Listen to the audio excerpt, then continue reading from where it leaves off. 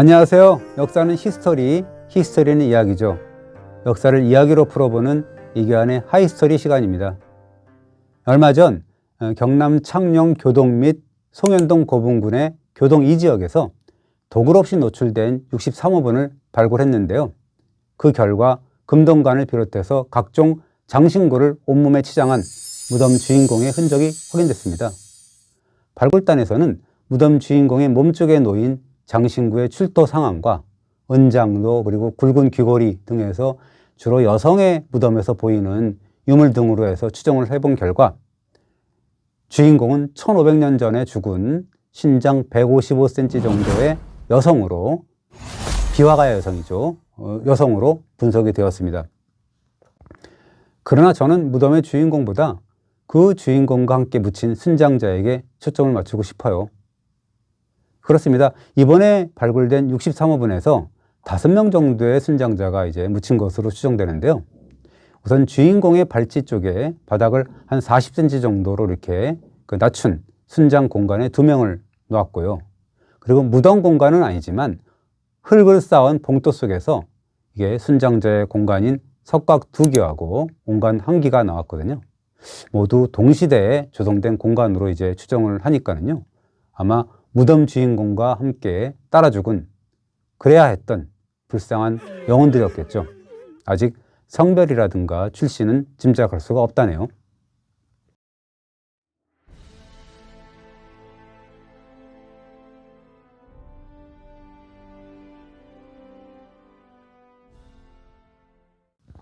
그런데요, 2006년에 교동 이지구와 가까운 송현동 고분에서 무덤 주인공을 따라 죽은 순장자의 인골이 완벽하게 출토가 되었거든요. 그래서 고고학, 법의학, 인류학, 생물학, 해부학 등에서 각계 전문가들이 모여서 이제 첨단 과학을 동원해서 인골을 복원해 봤더니 흥미로운 결과가 나왔어요. 무덤 주인공과 함께 순장된 사람은 나이 16세, 키 152.3cm, 허리 21.5인치의 여성이었던 거죠. 요즘의 16세 여성에 비해서는 한 7cm 정도 작았고 허리는 요즘 그 나이 또래보다 한 5인치 정도 가늘었다고 하는데요. 신장을 머리 길이로 나눠보니까 7.94 등신이었다고 합니다. 그야말로 8등신 소녀였던 거죠. 이 송현동 고분에서 나타난 이 소녀에게 송현이라는 이름을 붙였습니다. 그러면 이 여성이 그 현대 여성들의 어떤 로망이라는 8등신인가요? 그래서 행복했을까요? 그러나 그렇지는 않았습니다. 법의학 측면에서 소녀를 관찰해 보니까 의미심장한 결과가 나왔어요. 정강이뼈와 좌우 종아리뼈에서 비정상적인 뼈가 툭 튀어나온 겁니다.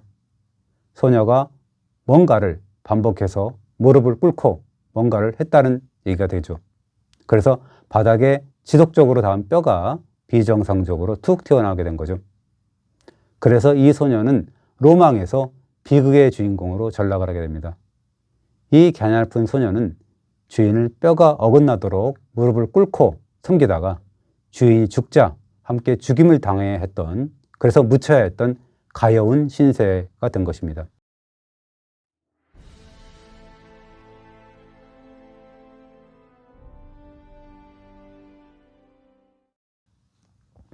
이 고대 사회에서 생으로 사람을 죽여서 제사 지내는 행위는 크게 2가지로 나뉩니다. 사람을 제사 지내는 인생과 죽은 자와 함께 묻는 순장이 있거든요.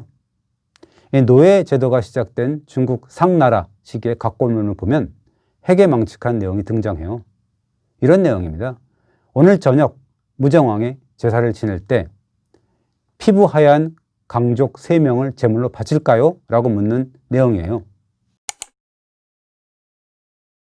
각골문에 등장하는 강족은 중국 서북 쪽에 살던 유목민이었습니다.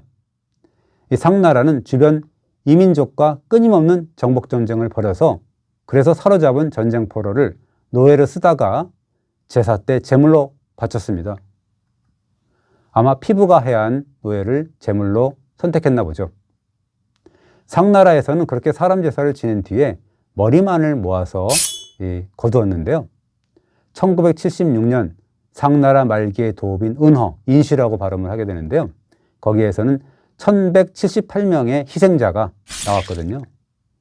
이 중 상당수가 목이 잘린 청장년이었고요. 여성과 어린아이의 유골도 있었다고 합니다. 이렇게 사람 제사와 순장은 차마 눈뜨고 볼 수 없는 반인간적인 행위라는 지탄을 받을 만하죠. 그러나 당대에는 보편적인 풍습이었다고 하죠. 전지전능한 하늘신과 조상신을 위한 제사를 지내기 위해 무엇이든 바쳐야 됐다라는 거죠. 이 순장의 경우는 무덤 주인의 삶이 죽은 뒤에도 영원할 것이라는 믿음 때문에 자행된 비인간적인 행위였죠.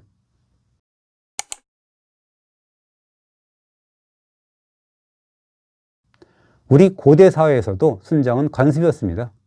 삼국지 위서 동의전을 보면은요, 부여는 사람을 죽여 100명까지 순장했다라는 이야기가 있고요. 또 삼국사기를 보면 248년 고구려 동천왕이 죽자 새 왕인 중천왕의 만류에도 불구하고 왕의 무덤에 와서 따라 죽는 이가 많았다라는 기록이 있거든요. 그러나 이상하죠. 아무렴 새 임금이 죽지 말라고 만류를 했는데도 따라 죽는 이가 많았겠습니까? 그 풍습이 은연중에 순장을 강요했겠죠.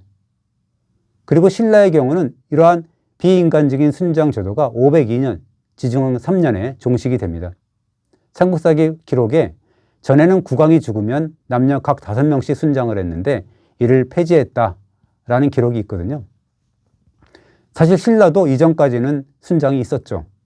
450년 조성된 것으로 보이는 황남대총 남분의 경우에 주인공이 이제 금동관을 쓴 60세 전후의 남성이었어요. 그런데 거기에 15살 무렵의 앳된 여성을 포함해서 한 10여 명이 순장된 것으로 추정됩니다.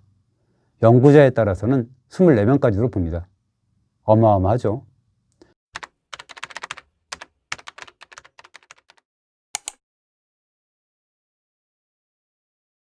그러나 신라에서는 지중왕 이후, 즉 6세기 초 이후의 신라 고분에서는 거의 보이지가 않습니다.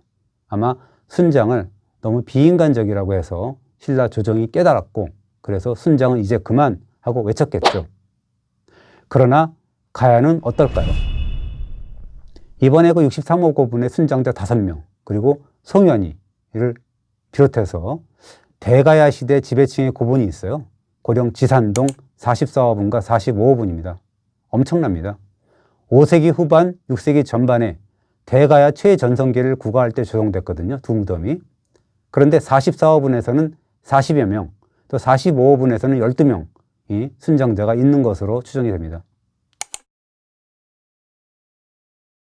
순장자가 시종과 무사, 창보직 이런 식으로 구분이 돼요. 그러면서 이제 주인공이 묻힌 으뜸 돌방에 달린 그런 그 돌방이 몇 명, 그 다음에 돌방 주변에 있는 돌 덧널에 수십 명, 뭐 이런 식으로 순장자가 묻혔거든요. 이 문제는 이 가야의 순장 풍습이 멸망 때, 즉 562년 무렵까지 이어진다는 거죠. 아니, 옆나라 신라는 순장 제도가 너무 비인간적이라고 해서 폐지하던 그 순간인데 오히려 죽은 지도자의 위상을 세우려고 가야는 죄 없는 백성들을 더 많이 희생시킨 거죠. 이것이 신라와 가야의 차이가 아닐까요? 신라는 왕권 국가의 면모를 일신하고 통일의 기반을 닦았지만 가야는 연맹체의 한계를 벗지 못한 채 멸망의 길을 걷고 만 거죠. 백성을 어떻게 보느냐에 따라 달라진 겁니다. 순장제도의 폐지 여부가 바로 고대 국가로 확고하게 발돋움하느냐 마느냐의 기준이 되었던 거죠. 신라와 가야의 운명은 여기서 갈라지는 거죠. 마치겠습니다. 네, 이번에 그 한 가지 부탁드릴게요. 유튜브를 시작하면 뭔가 구독을 요청을 하고 좋아요를 눌러주십사 라고 부탁을 해야 된다는데요. 제가 사실 오글거려가지고 그 말씀을 못 드렸거든요. 부탁드리겠습니다. 네, 감사합니다.